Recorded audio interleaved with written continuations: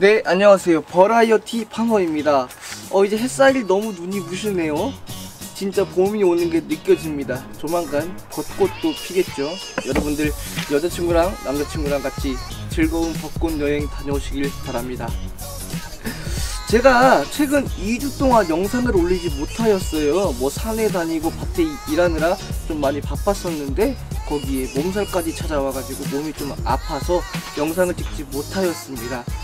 농사도 짓고 영상도 찍으려다 보니까 이게 상당히 쉬운 일이 아니란 게 진짜 느껴지네요. 자, 그럼 제가 오늘 여러분들께 말해드릴 것은 왜 우리나라 한국 농산물은 비싼가입니다. 가끔씩 많은 분들이 이런 질문을 하세요. 왜 해외에 비해서 우리나라 농산물 가격은 비싼가요? 라는 질문을 하시는데, 사실 이건 기초적으로 생각해보면 아주 간단할 수도 있고 물론 아닐 수도 있습니다. 지금부터 제가 하는 모든 말은 제 지식에 한한 설명드리니 이 점 참고해 주시고 영상을 시청해 주시길 바라겠습니다. 자, 가장 먼저 해외 농업 국가들 어딨죠? 중국, 미국, 캐나다, 유럽 이런 곳들은 보면은 아주 드넓은 농지가 있어요. 차를 타고 아무리 달려도 밭밖에 안 보이죠. 허나 우리나라 같은 경우에는 땅덩어리는 좁은데 산들이 많이 있습니다. 이 결과 실질적으로 사람이 사용할 수 있는 땅은 매우 적고 또 농지로 활용할 수 있는 땅은 극히 제한적입니다. 농지의 규모는 작고 밭들은 경사진 밭들이 많고 이 결과 기계화가 불가능하다는 것입니다. 그럼 기계화가 불가능하면 어떡하냐? 다 사람이 일일이 손으로 작업을 해야 한다는 것입니다. 그럼 이 결과 어떻게 되죠? 네, 인건비가 많이 들어가기 때문에 원가가 상승하는 것입니다. 자, 그리고 우리나라 기후. 우리나라는 총 4계절이죠. 봄, 여름, 가을, 겨울. 그런데 농사 지을 수 있는 기간은 봄, 여름, 가을입니다. 이러다 보니까 날씨가 정말 편차가 심해서 농사를 지을 수 있는 기간이 매우 작습니다. 제가 살고 있는 강원도를 예를 들면 보통 4월달부터 노지 농사를 시작할 수가 있어요. 왜? 땅이 녹아야 되니까. 땅이 녹아야 씨앗을 뿌리던가 하겠죠. 그리고 수확은 한 10월 달까지 끝을 내야 됩니다. 그럼 봅시다. 4월 달부터 10월 달까지 이 농사 지을 수 있는 기간이 되게 짧습니다. 그 기간 동안 최대한 좁은 땅덩어리에서 최대한 많은 양을 생산을 해야 된다는 단점이 있습니다. 그리고 우리나라는 유통 단계가 좀 길다고 할 수 있는데, 간단하게 설명하자면 산지에서 이제 농산물을 수확을 해서 박스를 포장해서 경매장으로 올려 보냅니다. 경매장으로 올려 보내면은 중도매인들이 경매를 보겠죠. 그럼 중도매인들이 물건을 삽니다. 그러면 중도매인이 이렇게 물건을 가지고 있으면 또 다른 소매상이나 바이어들이 와서 물건을 다시 중도매인에게 사갑니다. 이렇게 되면 소매상들이나 바이어들이 물건을 매장에 진열을 해놔야 소비자들이 직접 구입할 수 있게 되는 것이죠. 자, 봅시다. 이렇게 간단하게만 했는데도 산지에서 출하를 하고 중도매인들이 경매를 와서 입찰을 하고 그 다음에 소매상들이나 바이어들이 오고 그 다음에 소비자들에게 가는 것입니다. 이것보다 더 복잡한 유통 과정들도 있는데 그건 생략하도록 하겠습니다. 이렇게 간단하게만 해도 벌써 3단계, 4단계를 거쳐서 소비자들에게 가는 구조입니다. 자, 그럼 이런 질문들을 하시는 분들도 있을 거예요. 왜 유통 단계가 긴데 농산물 가격이 비싸지는 것인가요? 라고 물으시는 분들도 계실 텐데, 일단 물건을 산지에서 경매장으로 보내기 위한 운반비, 상하차비, 박스 포장비가 있습니다. 그리고 중도매인들은 보관비가 있습니다. 저온도 장고라던가 그런 창고 시설들이 필요하고, 또 소매상들이나 바이어들도 구매를 했을 때 영업장이 필요하고 여기서도 물건을 보관하기 위한 저온 창고라던가 다른 창고 시설들이 필요하고, 또 물건을 판매하기 위한 인건비가 들어가죠. 이 단계 사이사이에서도 다 운반비, 상하차비가 다 포함이 돼 있고, 그러다 보니까 산지에서의 농산물 가격은 매우 싼데도 불구하고 매장 같은 데 가면은 농산물 가격이 비싼 이유가 바로 그것입니다. 아주 심한 경우에는 산지에서 예를 들어 농산물 가격이 1,000원일 때 매장에서는 7,000원, 8,000원까지 가는 경우도 있습니다. 이거 같은 경우에는 아주 심한 차이지만요. 물론 이렇게 긴 단계 때문에 비싼 것도 있지만 좀 나쁜 유통업자들의 횡포라고 할까요?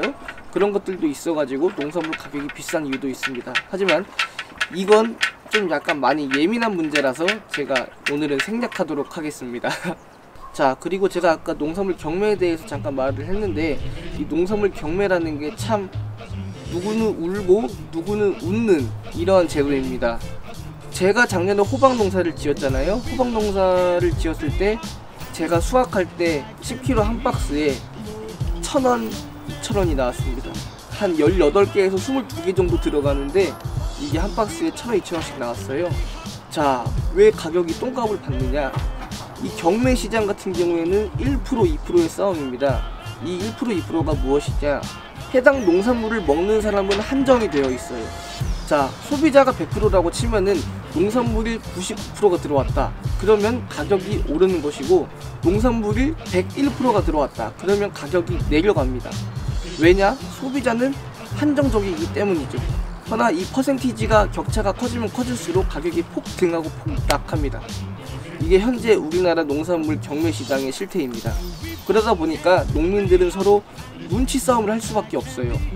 올해는 거기에 그 작물을 많이 심었겠지. 그래서 나는 올해 이걸 심어야지. 라는 눈치 싸움을 많이 하기도 합니다. 저희 부모님 같은 경우에도 그런 농사를 많이 하셨고요. 이게 참 많이 슬프죠. 농산물 가격이 아주 떨어졌을 때는 그 누구도 알아주지 않습니다. 소비자들은 정말 저렴한 가격에 농산물을 구입해서 먹을 수 있어 좋은데, 이 농민들은 갈수록 빛을 내서 농사를 짓거든요. 허나 가격이 많이 올라서 이제 농민들이 돈을 벌 기회가 있을 때는 소비자들이 소비가 위축이 됩니다. 그럼 또 어떻게 되죠? 가격이 비싸서 소비하지 않다 보니까 또다시 농산물 가격은 급하게 내려가게 된다는 것입니다. 그래서 이 경매 제도가 참 뭐 좋은 면도 있지만 농민들에겐 피해가 많은 것도 사실입니다.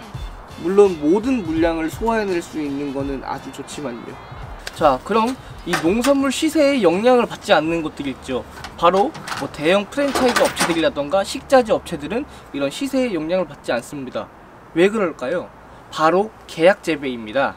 그런 업체들은 농가들과 계약을 하는데, 예를 들어 18년도는 20kg 감자 한 박스 3만원씩 계약 수매를 하겠습니다 라고 하면은 해당 농민도 시세 걱정 없이 농사를 지을 수 있고, 그 업체들도 안정된 가격으로 계속 공급받을 수 있기 때문에 이러한 계약 재배가 이루어집니다. 허나 이렇게 계약 재배하는 양들이 다들 한정적이다 보니까 그렇게 큰 규모로 계약 재배를 하지는 않습니다. 참, 오늘 이렇게 간단하게 한번 알아보았는데요.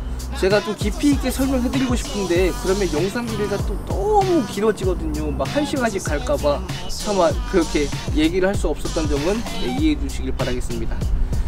저도 이제 3월이니까 농사를 시작하게 됐는데, 작년에 좀 농사를 지으면서 손해도 보고 좀 했어가지고, 근데 작년은 경험 삼아 쳤다 치고, 올해 같은 경우에는 좀 직거래 한번 위주로 해보려고 생각을 하고 있어요. 올해 직거래 할 수 있는 농산물 같은 경우에는 아마 토마토도 있을 수 있을 것 같고, 방울토마토, 그리고 레드비트, 아피오스, 제가 말씀드렸던 인디언 감자. 네, 올해는 아마 이 세 가지 정도만 직거래를 할 수 있을 것 같아요. 네, 물량도 그렇게 많은 편이 아니라서 금방 동의날 것 같기는 한데, 뭐 농사 지으랴 수확하랴 박스 포장하랴 뭐 택배 보내랴 주문 받으랴 좀 힘들 것 같기는 하지만, 그래도 네, 손해는 보면 안 되기 때문에 한번 올해 열심히 해보도록 하겠습니다. 오늘도 제 영상을 시청해 주셔서 너무나 감사합니다. 조만간 또 이제 밭에서 열심히 일하는 모습으로 찾아뵙도록 하겠습니다. 안녕.